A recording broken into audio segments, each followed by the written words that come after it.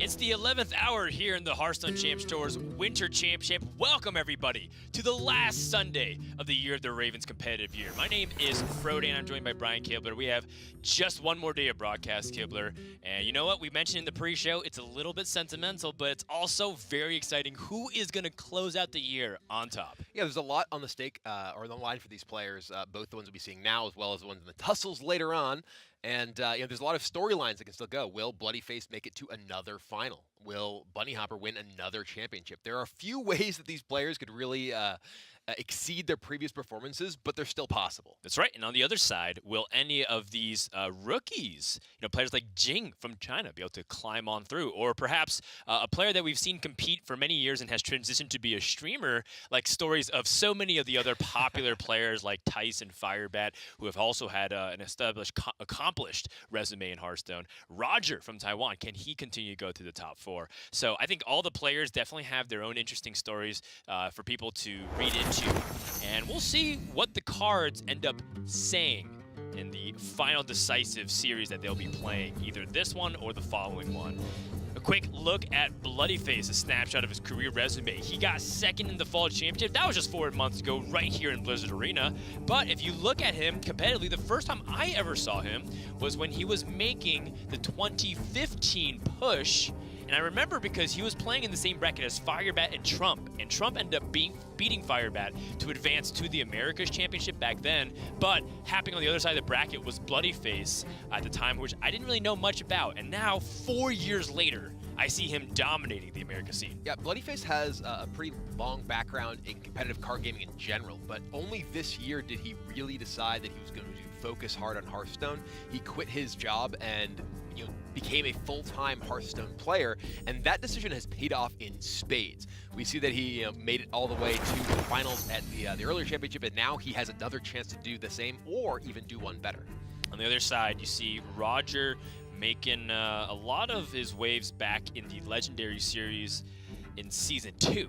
Now, that was back when TJ and I only wore blue shirts, Frodan had black hair, and Reynad still casted. Legendary Season 2, by the way, was the first match of Hearthstone that I cast. That's right. I was actually about to say, that was when Brian Kibler I just showed up debut. to hang out. Like, want to cast a match? Sure, and here I am now. That's right. It was the beginning, the blossoming days of Kibler ascension to being the top caster in Hearthstone.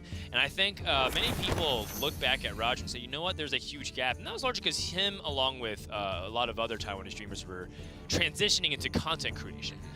But they never gave up that competitive drive. I asked Roger yesterday in the interviews, like, what really keeps you going? It's like, you know what, this one, for a while, was when I competed, it was for me, but this time it's for my fans. Yeah, and that is obviously a big factor for a lot of these players trying to build up that reputation, that notoriety within the community.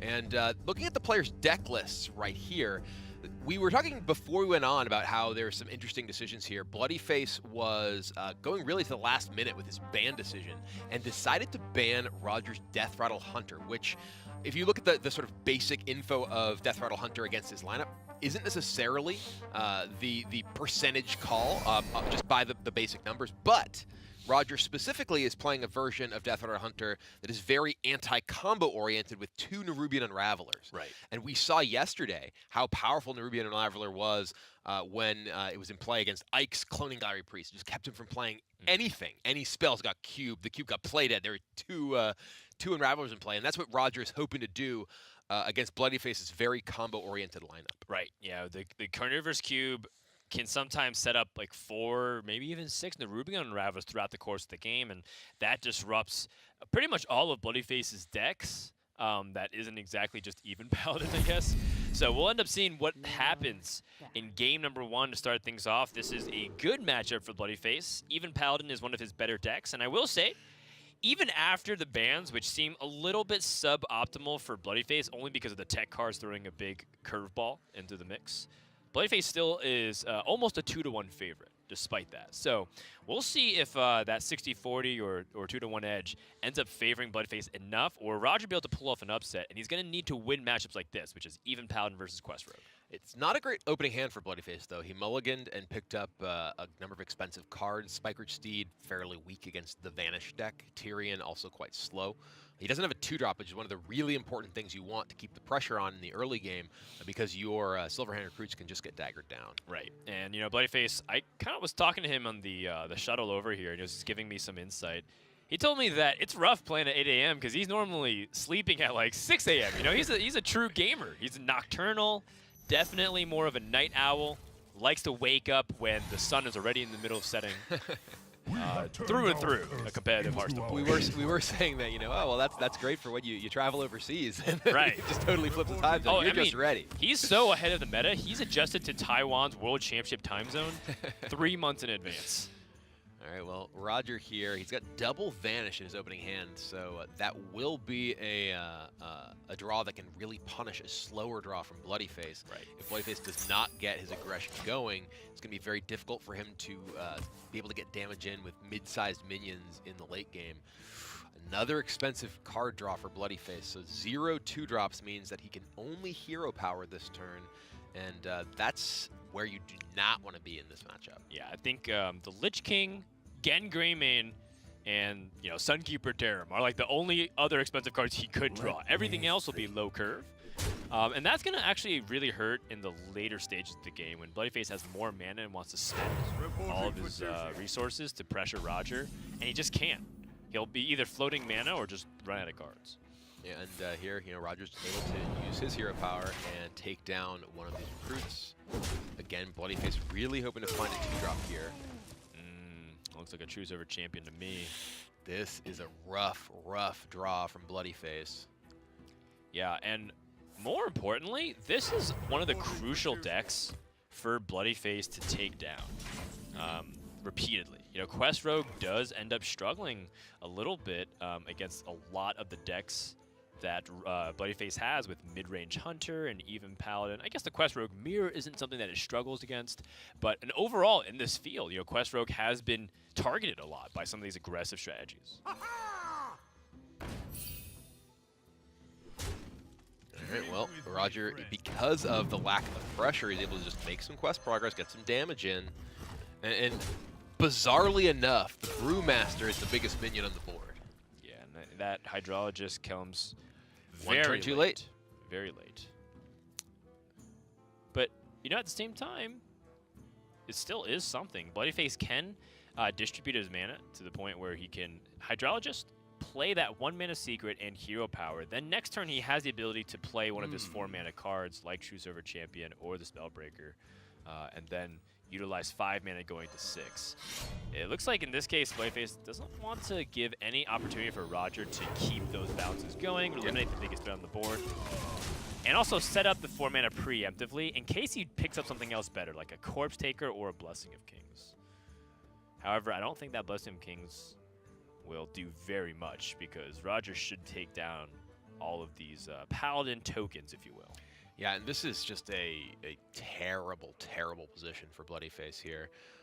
Roger has had these early turns to be able to really weather the storm without taking meaningful damage. Right. And yes, Bloodyface, yeah, you have board control, but that's not what matters in this matchup. If you're playing against, say, Odd Rogue here, Tempo Rogue here, you look at this and you're like, oh, it's good position for Bloodyface. But what really matters is Bloodyface putting Roger in a position where he can finish him off with Avenging Wrath in the mid to late stages of the game when Roger's forced to vanish an aggressive board or something like that. Right. The caveat to that is Roger does have a handful of effective whiffs as well. One of the things is when he's given time, he's not exactly utilizing that time very well. When he doesn't have his Elven Minstrel, doesn't have his Mimic Pods, doesn't have ways to his Knobs Engineers, ways to really utilize his mana. Consecration, even the draw for Bloodyface, still just such a slow, aggressive draw. I mean, his best aggressive play here is just Spellbreaker. Just get the most power on the board. Because Roger, I mean, you said that he has kind of effective whiffs. He's played that deckhand once. He has another deckhand. He has Shadow Step and 2 Vanishes. So if Bloodyface is not putting enough pressure on him that he can wait and just build up the mana to be able to play all of those, that's quest completion. So, Roger just needs time. He's not missing any of the key pieces of what his deck needs in order to operate. He just needs time, and Bloodyface, with this very slow draw, is giving him lots of time. Well, I don't disagree there. I think the vanishes just being used to complete the quest, though, is something that is a last-minute desperation move from Roger, because Vanish should be the way he answers a big board for Bloodyface, especially if he's playing things like Tyrion and Spikeridge Steed. Well, absolutely. I'm not suggesting that he just play the Vanish the deckhand by itself, but those vanishes give him the ability to answer the mid-game push from Bloodyface while also advancing his quest. Right. Which, because he has so much life to work with and so little threat in the board, is just a really comfortable situation for him. Right. I mean, I completely understand what you're saying. I'm saying that Roger himself is having a little bit of an awkward mid-game too right now. It's not perfect, that's for sure. But more important is Bloodyface's draw, because Roger is the one who tends to win if this game goes long. We did see Roger lose again the game against Even Paladin that went very long. Bunny Hopper was able to set up this ridiculous game where he fatigued him just yesterday. But that is much more of an anomaly.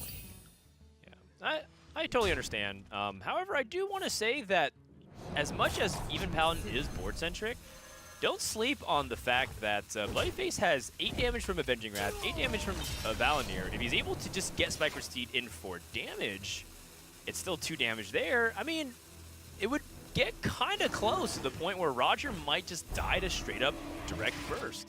It's not impossible, and it's not necessarily the most likely outcome. I'm just saying that something to consider, because people always think Even Paladin or all these other Paladin decks are so board-centric.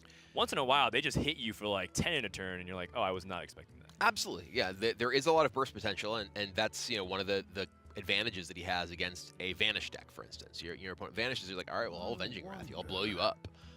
But now there's a Wax Element on the play. He's certainly not going to get through that with a Spikeridge Steed. He just played his Spellbreaker because he needed something, and is faced immediately with something that stops that Spellbreaker in his tracks that he'd love to have a Spellbreaker against. Well, Bloodyface has some pretty interesting options here. Redemption helps him have a sticky board. It's a little bit awkward when your opponent has vanishes, but Hidden Wisdom is also something to consider, because Quest Rogue does go for those big combos. And if he doesn't feel like his hand is good enough, he can go for that option. Ooh, big pickup here from Roger. And I mean, this is a situation where Roger, if he wishes, can play the deckhand and just vanish, get all this back to Bloodyface's hand. I like that, because now you actually have the way to reload with the Elven Minstrel. And this is the sort of situation where Vanish is just super powerful, because you are answering, this wide board from your opponent. That's 10 mana Bloodyface expended. None of those minions actually got to hit Roger in the face. He's still at 23, and Roger's able to advance his quest. Ooh. Sorry to interrupt you there, Kibler. I think that Ooze is actually a lot more impactful than you might initially look at, because your opponent's using Sousy Deckhand for the charges, so you're going to force him off 2 more mana. Yeah. This is like a little miniature a new Ruby Unraveler, if you will. Just clog up 2 more mana that they can't utilize easily. Because if that was the case, Roger would have had a much cleaner play. Still, Elven Minstrel here is perfectly fine. Might end up just sapping the Corpse Taker just out of fear, because it's still a lot of burst damage. Yep. I mean, the threat of Spellbreaker knows in their hand plus Kings. That's just so much damage. Right. He did not draw Glacial Shard, so that's not an option. So I would expect to see the sap here from Roger, and yeah, that's exactly what happens. He wants to prevent the threat of that Corpse Taker hitting. And again, he has that second Vanish in hand. So a big push now from Bloodyface can be met by a Vanish number 2.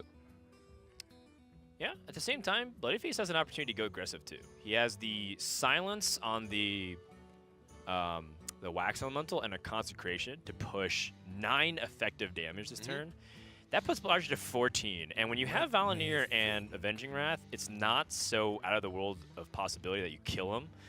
That being said, you also know Roger's fairly close to the quest, so Avenging Wrath might not be able to get an opportunity to hit 8 to the face very, very soon for the rest of the game, because everything will be 4/4s, and without equalities into your deck to guarantee that easy clear, it's going to be difficult. Yeah, this is definitely a tough spot for Bloodyface. I do like the suggestion that you made of Oh, he's going to Consecration. Okay, and just replay the Corpse Taker. This, I think, is you know, nod to, well, I've already seen the Sap of Vanish. This is, you know, this Corpse Taker can represent a lot of damage coming in. And you know, he still has his Spellbreaker to push through, you know, potentially a 4/4 taunt if there's another Wax Element that comes down as well.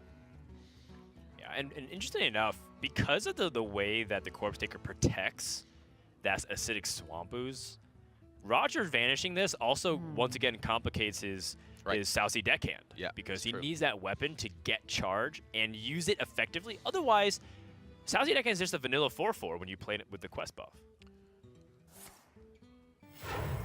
Gonna coin out an Elven Minstrel. Yeah. I think he's looking for bouncers. I think he's looking for Glacial Shard is a huge thing here. He finds Lab Recruiter and Brewmaster, so that works for later. Finds a Glacial Shard. That is very important because right now, you know, his Vanish otherwise is his only way to deal with the Corpse Taker, which, as we mentioned, represents a lot of damage. I hope you like my invention. There's another Wax Elemental. He does know that there's a Spellbreaker there, though. And now he has seen a Consecration, which does suggest that this is a board that may just survive, unlikely to get cleared off. Not that much damage that Bloodyface can push right now, thanks to that freeze effect as well. Looks like he might just end up going for the Avenging Wrath. Wants to maximize his chance of clearing the board. And 5 to the face is still pretty effective. And I mean, this is still scary in its own right. I mean, technically, Bloodyface has that lethal setup, even though we know it's not likely this ends up happening that way. Oh, Preparation. Okay. That's a really nice pickup, too. Yeah. So, Deckhand, Brewmaster Deckhand, I believe, completes the quest. Yes. Or Prep Vanish. Yeah. The Prep Vanish is interesting because... Well, now he can't Deckhand and quest. Right, but he can set up, so what he could end up doing is, say, like, Mimic Pod or set up the weapon preemptively. Yeah. And, you know, just like we're saying, very early on in this game, you know, Bloodyface just didn't have an aggressive enough draw, and Roger was able to kind of sit back, remove 2 powerful mid-game boards with Vanish, and also advance his quest with them. You know, and now Bloodyface is in a position, you know, he burned a card. His Corpse Taker is no longer a Wind Fury minion, thanks to drawing Wind Fury or Harpy, and doesn't have a way to deal with this board that's going to be a bunch of 4/4s, including a Life Stealer. Yeah, he can silence the Lifesteal effect. Can get bounced right back and then rush again. So it's not exactly what he's looking for, though, and I feel like... I mean, well, okay. Does he just want to play Tyrion? Yeah, that's what I was going to ask. He has Redemption up, right? Both Vanishes and Sap has been used. Yeah. Roger has no other ways to easily deal with that outside of brute force. Tyrion here, I think, is actually quite powerful with the Redemption already up. He can get another Redemption here. That's true. There's no backstab or anything in Roger's deck that could kill the... that can kill the Hydrologist behind it. So with all of the bounce effects gone here... Oh, man. That's another big draw. Glacial Shard is quite powerful here. It freezes the face, which is... Or has the ability to freeze any minion, or any enemy, rather. The real key, I think, is keeping Bloodyface's weapon attacks in check, because that's another source of damage that is in the back of Roger's mind. So many. Well, right now, I mean, he can't really easily get through this Tyrion. If he does think that this is Redemption, he hasn't any reason to think that it is anything else, I think. Oh, boy. Whoa. That's kind of the stuff. That's the juice right there. Getting 2 Sonya Shadow Dancers. Yeah, that is something that can easily get through a Tyrion. Not 1, but 2. And now Bloodyface has very little things he can do in this position. Yeah. However, he can stack Spike-Rich Steed, but the point is that because Roger has double Sonya, that's just going to mean that he goes back to full life because of... oh, actually, no. He can deal with Valnir. That's actually very effective. But still, Chargers, Freezes, Bouncers. Yeah, this is... I mean, can he just kill him here? Actually, it's a good question. Oh, the redemption. He has, Probably stop him. there was a shake of the head from Bloodyface. Double Sonya. Double Sonya actually means that he'd get 2 every time something dies. I don't know that he needs it. Like, because he could, if he attacks with 7 deckhands here, right? Well, that's the thing. He needs he's the a charge. dagger, he needs, right? he He's needs a a dagger. charge. Yeah, this is He can kind of have why a we said 5 the ooze. deckhands. That's why we said the ooze was So kind of he important. can attack with 5 deckhands after this. So the first one, And there's 2 more attacks you have to go through because of the redemption. right? It should be no, because the 5 would mean the 20 right now. He doesn't have to.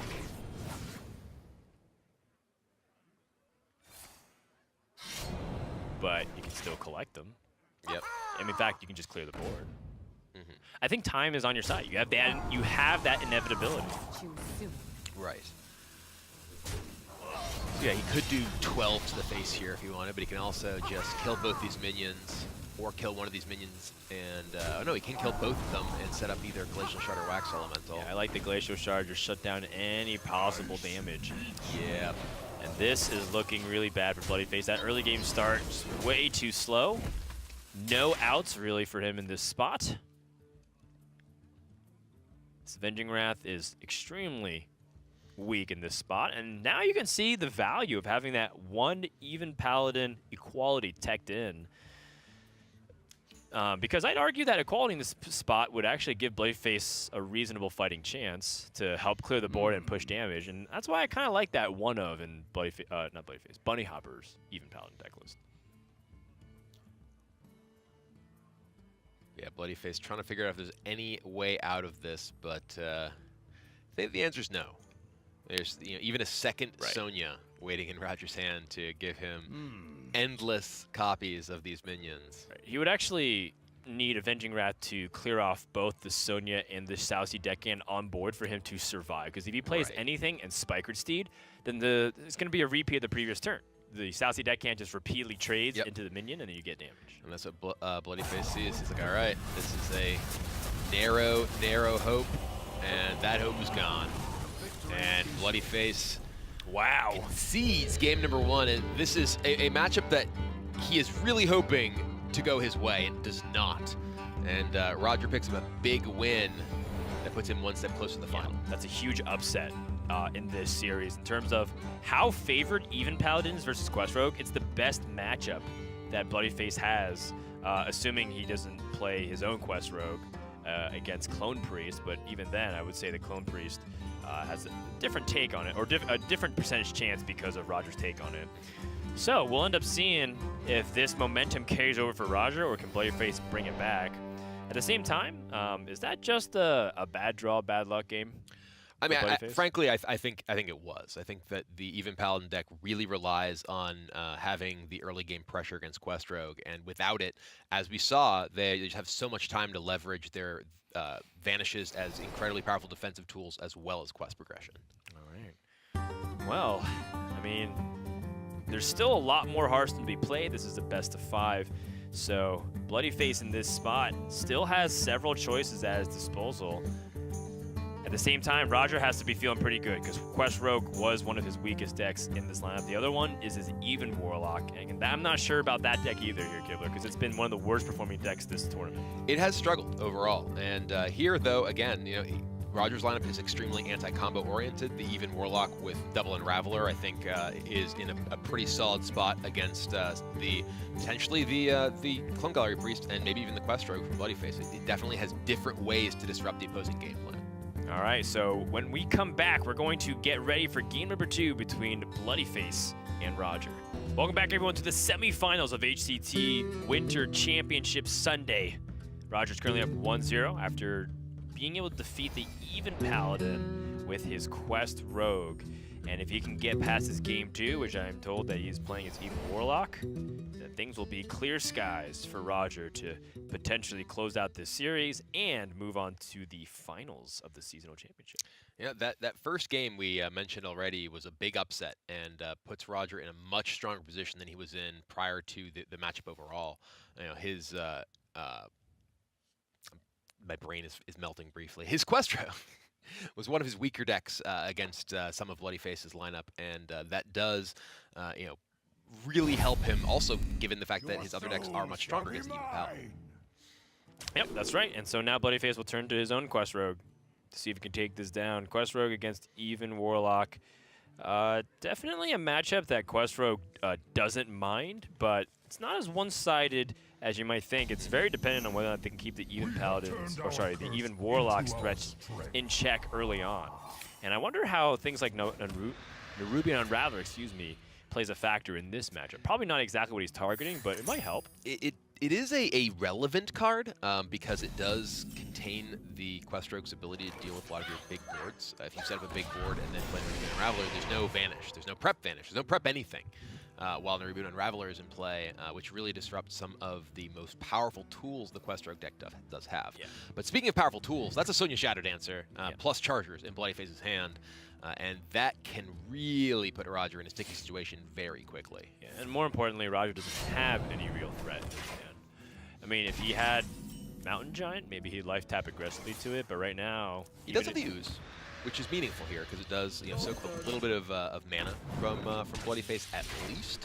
It does put him in a little bit of a more awkward situation, though Bloodyface not really necessarily doing much with his mana this turn.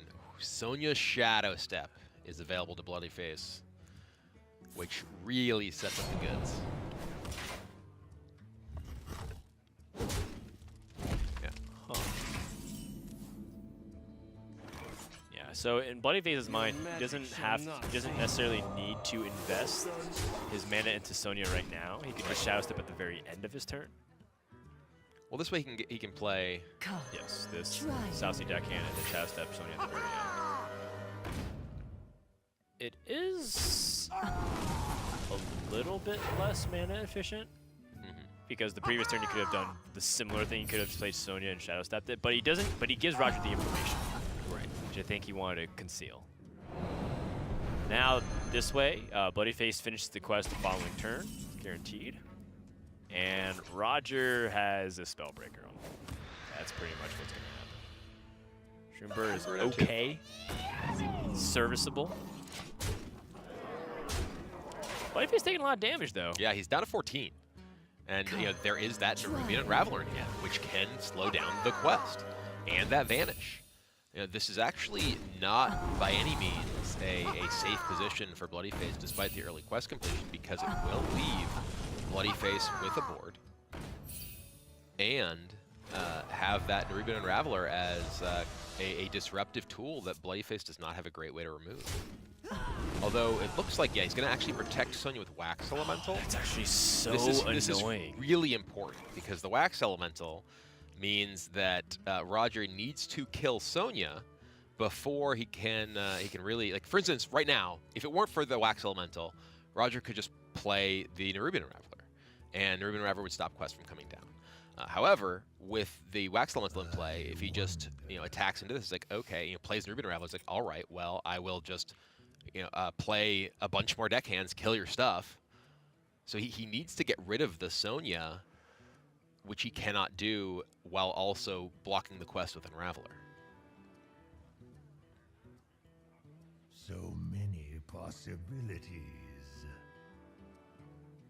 Huh, very interesting position. He can play, say, Dread Infernal, kill the Wax Elemental, kill Sonya, which I would expect to see. Yeah, just kind of piece together what's the best aggressive play that gives you a board and gets rid of Sonya. And I think that's it. Yeah. And then if your opponent finishes the quest, he still has to answer the big board.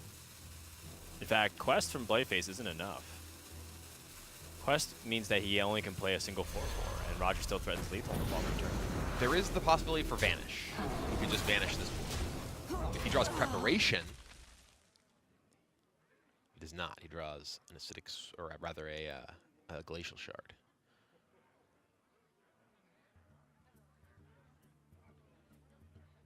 So the only way to finish the quest is South Sea Deckhand this turn. Otherwise, he vanishes. Well, he has Crystal Core in his hand already. Sorry, I meant you're completely right. So the only way he can answer this partially this board is to play that or the Glacial Shard or the Stone Tusk board. So I guess he does have his options, but he's also at 13 life, so this is extremely scary. And if he plays like Wax Elemental, his opponents could just silence and win. Right. So the same thing is true about Freeze Effect as well. Right. So if he wants to survive guaranteed, he vanishes this turn. Thankfully for him, I mean, a lot of mana has been already spent on these minions, so it's going to take a while for him to get them out again. Though then that does open the board for Nerubian Unraveler to come down. If he vanishes this, and Unraveler comes down, you haven't played your quest yet. Yeah, it looks like he's going to go for it, though. Yeah, but even if the Nerubian Unraveler comes out, that takes up all of Roger's turn. Right. And so Bloodyface can just freeze. Develop small minions. But if you develop small minions, he's vulnerable to just getting defiled or hellfired and losing those minions, so he has nothing for any quest. Defile just got burned, but what he could do is finish the quest anyway. He can just complete quest.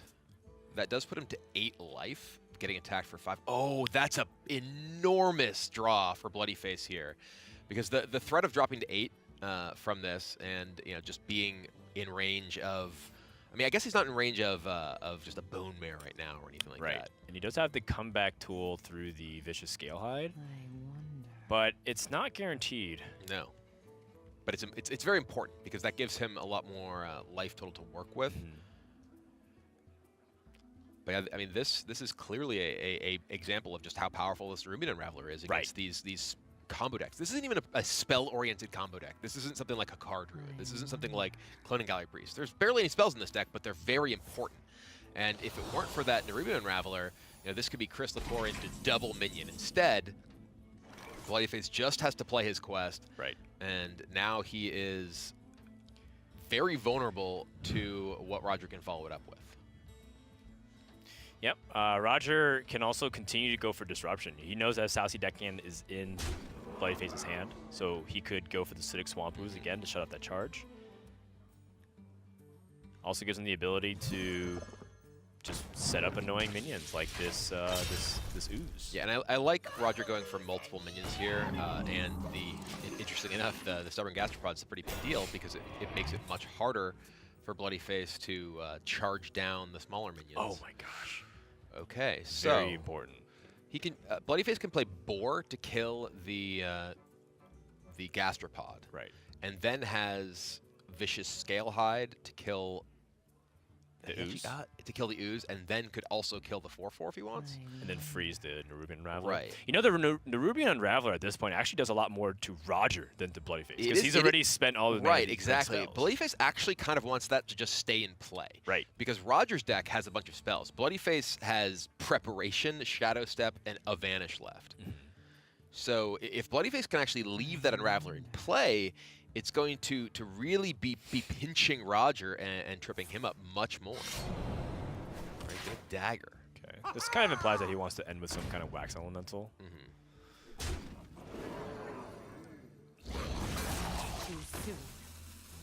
Oh, actually, the Glacier Shard makes sense, too. Same kind of one-man defensive play, and not double bounce, because he's still safe at 12 life. And I like this. He recognizes, you know what? I only have a couple more spells like Preparation and Mimic Pod anyways. But this, he daggered here rather than playing. Oh wait, he can silence his own minion this for actually lethal. is lethal with Hellfire. Oh my gosh. Bloodyface with a shake of the head. I mean, the play that I was talking about, I think leaves him safe from this, because he removes both of the 4/4s and gains more life. He wanted to dagger up and get his deckhand online, but he could have done the same thing and just had more mana and replayed the Scalehide. Right. He put himself in a position where he died to silence Hellfire when he could have been safe from that, and all it cost him was, yes, he would have lost his Scalehide, but he wouldn't have had to be able to re-dagger. Right, but he didn't need to, because he has Stone Tusk Bolt. Right, exactly. Yeah.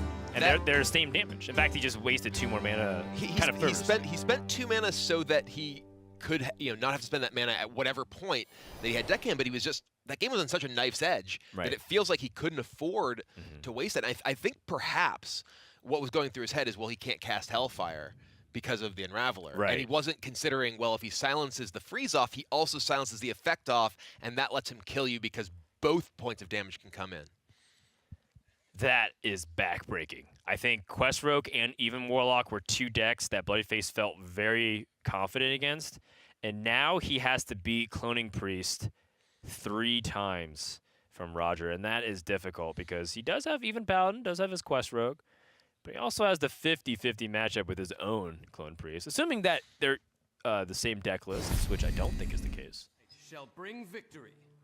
No, Bloodyface has the more just big minion version that includes a Lich King And Lyra. and Lyra, where Roger is playing the much more just direct combo-focused version, which my understanding is substantially stronger in the mirror match because it has more capability of bursting rather than playing a kind of board-based game.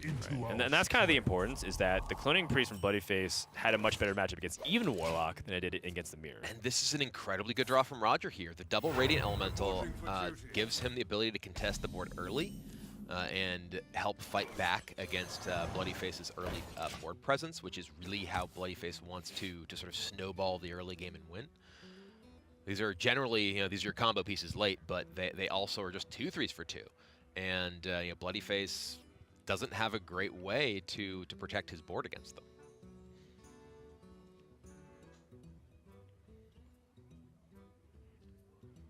Well, not really much you can do in this spot. Hydrologist is pretty much the only minion he can play from hand. Looks like he's going to favor holding on to that Hydrologist in case he needs something else. One of the big important cards that you can get as a very cheeky play is Eye for an Eye. This is something that a lot of players, they're not thinking about when they go up against a giant burst deck. But if they're going to Mind Blast you for 40, guess what? You tie. The second Radiant is also clearly quite powerful here.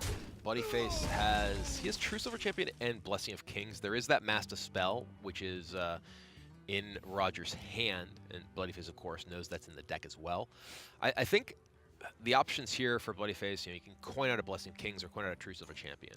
Blessing of Kings gives him more board presence that can actually pressure Roger after the fact, but is vulnerable to a Shadow or Death or Master Spell, and unfortunately for Bloodyface, that's what he's got. Actually, he's got both of them. Yeah, the Death here is actually an interesting choice from Roger. Master Spell, I guess, has more prevalent uses against things like a Corpse Taker. Or just Spike Ridge Steed. Spike Steed. Well, there's Corpse Taker too. Right. So as you mentioned, Roger astutely holding on to that Master Spell, and also has Shadow Essence that can come down next turn, so he has to weigh the option. True Silver or Corpse Taker. True Silver, Corpse Taker, or even just Spellbreaker. Spellbreaker is actually a non irrelevant option here for Bloodyface because it would eliminate the ability from the Radiant Elemental and give him some board presence to push for damage. Yeah. It's going to be True Silver, though. I do like the idea of holding on to Spellbreaker in case your opponent just plays a Malygos on the board and you can't answer it. Yeah. Because Malygos is one of those minions you definitely want to kill, but at the same time they go into the Resurrect pool. So Silence feels like a good compromise. Yes, they get 4/12 minion that sticks on the board, but it won't die anytime soon, and it's tricky for your opponent to deal with. And I think with that pass, Bloodyface made the absolute correct call in this spot, which is to shut off a turn from Roger and give himself a setup opportunity here.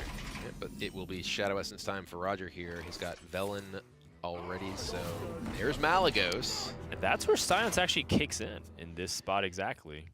Or you can go for the Spike Ridge Steed, but you do play into both the Psychic Scream. Did I say Spike Ridge Steed?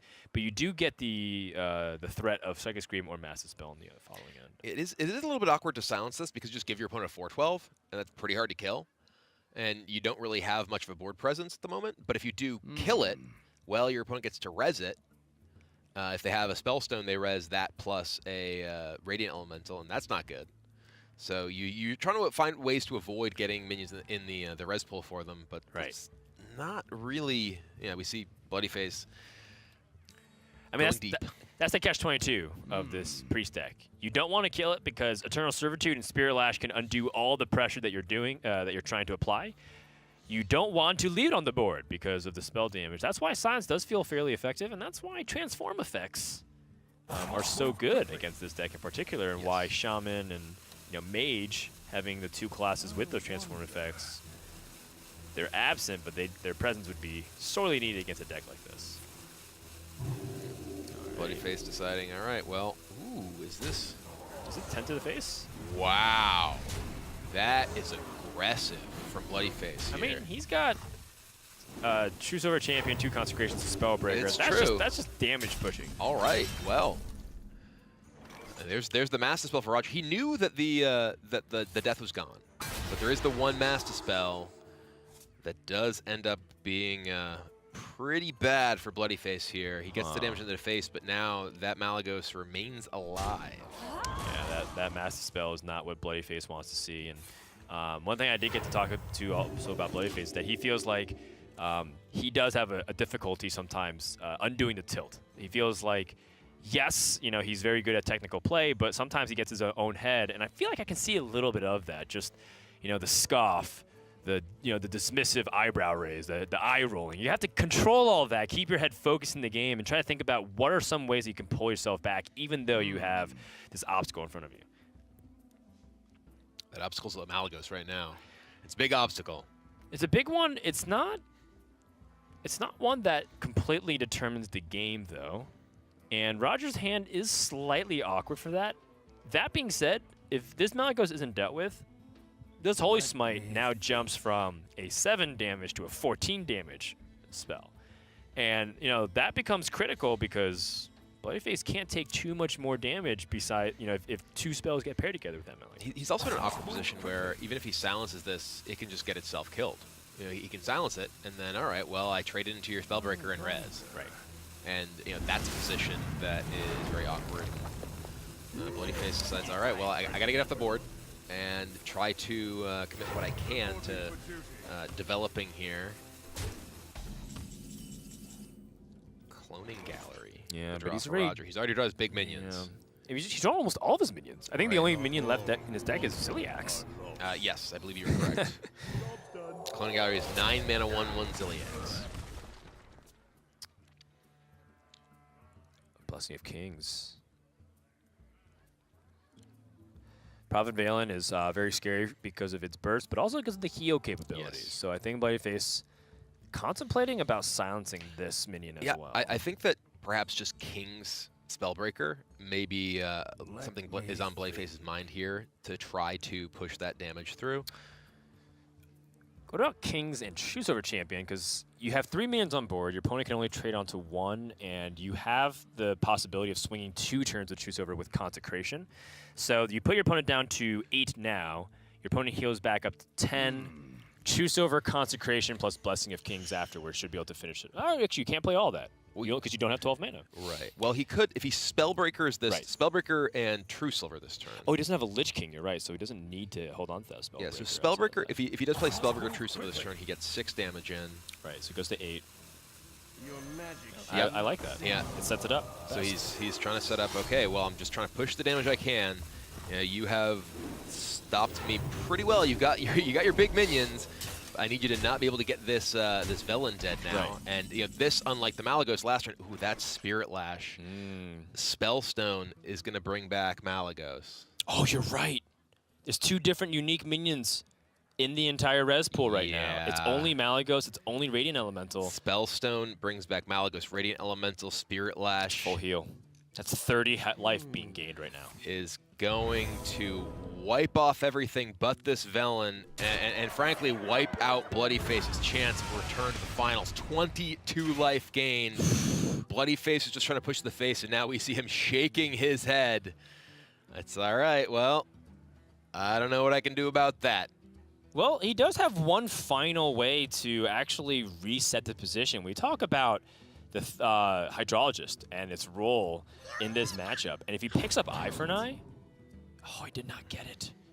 So if he gets Eye for an Eye, it'll come to the point where Roger actually might have to go for that burst opportunity. He's got Anduin in hand. He can always ping before he goes for a big burst. This is just... he can Consecration, he can clear these, and then there's a Malagos waiting in the hand. Come down. It's just such a brutal situation. Bloodyface was really trying his best to just push that damage to Roger, and the Spirit Lash comes the exact right time. Reporting for duty.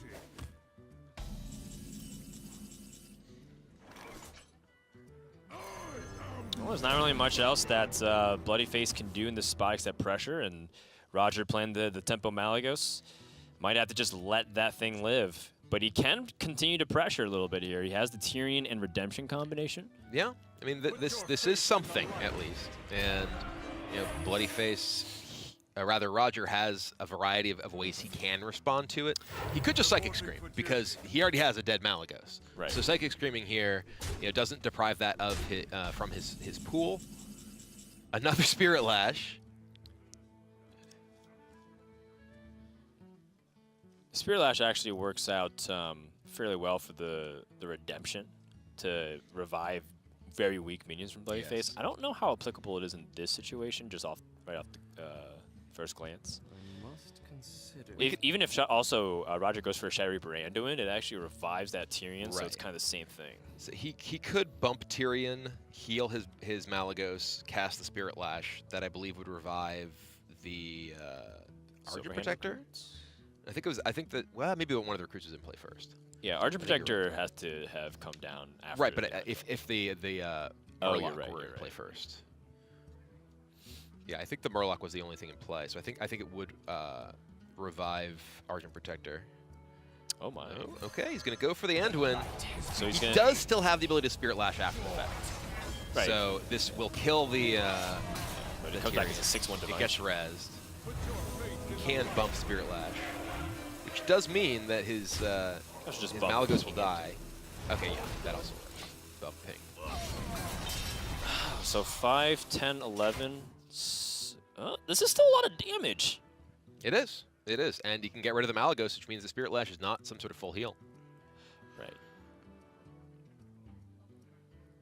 If I'm Bloodyface, I kind of wonder how much I want to extend to this board because I am afraid of the Psychic Scream possibilities. Right. And if you invest all this, like, so let's say you go all in here, you like Bless, you have Kings, trade, or whatnot, and you set up like this giant board with Argent Protector, you are going to get screened and then you have nothing left. Right. So there's some, and there's also the question of like how much damage can you take? You're now facing Anduin. Right. So you're not just worried about Mind Blast damage. You're worried about getting chipped down over turns. The Shadow Reaper Anduin is not necessarily a common inclusion in these decks. It's a little bit more unusual choice from Roger's deck. And yeah, Bloodyface decides, all right, I gotta use this. Just push this damage where I can. Don't want to use my face because I want to keep myself at least somewhat preserved against that burst. Yeah. And this is not trivial amount of damage either. No. I mean, Roger's now at 11.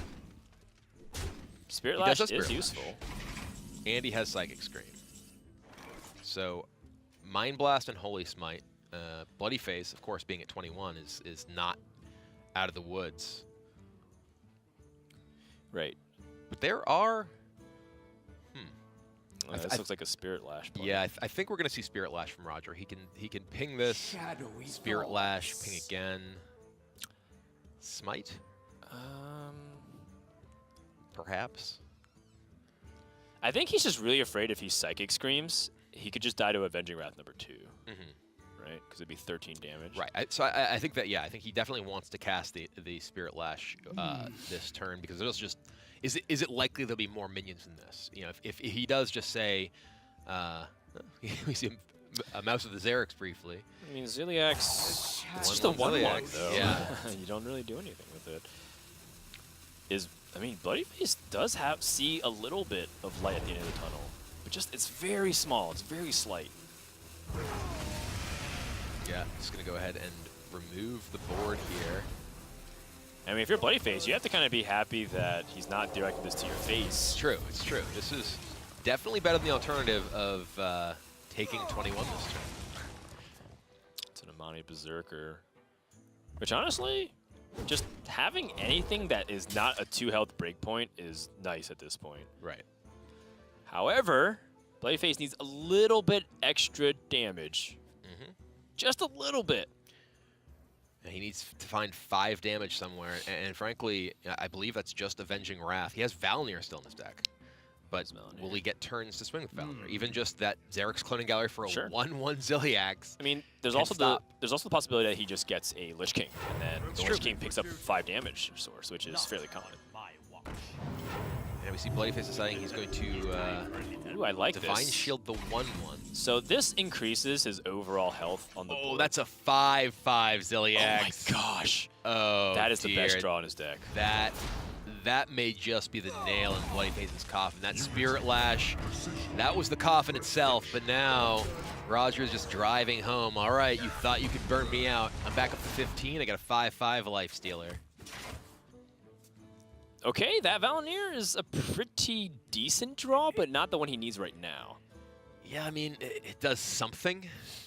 I mean, I think it actually, it's an interesting situation because, Bloodyface, if he does want to play Valenier, does he want to swing with his Valenier this turn to reset it so he can go on his next minion? Right, like a Windfury Harpy would be also the way he gets back in this. Yeah, but I mean, Roger has that Psychic Scream waiting. He has that Mind Blast in hand. If Bloodyface is attacking into a 5/5, yeah, Bloodyface recognizes, all right, I need to get Valenier online, get my minions buffed, goes to 14.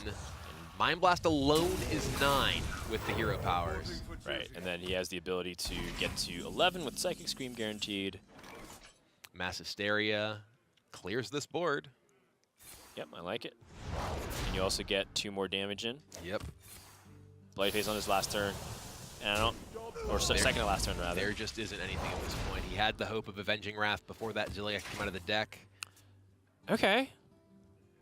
That's a Corpse Taker. Goes to the face, big Corpse Taker. That's a huge Corpse Taker. That's getting screamed right back in the deck at worst. That's true. Just now ability attack. Reporting for duty. And with that, Roger puts Bloodyface into a checkmate position. Ping your face. Scream those into your deck. Mind Blast waiting to end it next turn. So close, yet so far for Bloodyface. And Chrysalis Gangor just a little bit, not enough, not by a long shot. Yeah, we saw this even Paladin deck for Bloodyface just kind of struggle.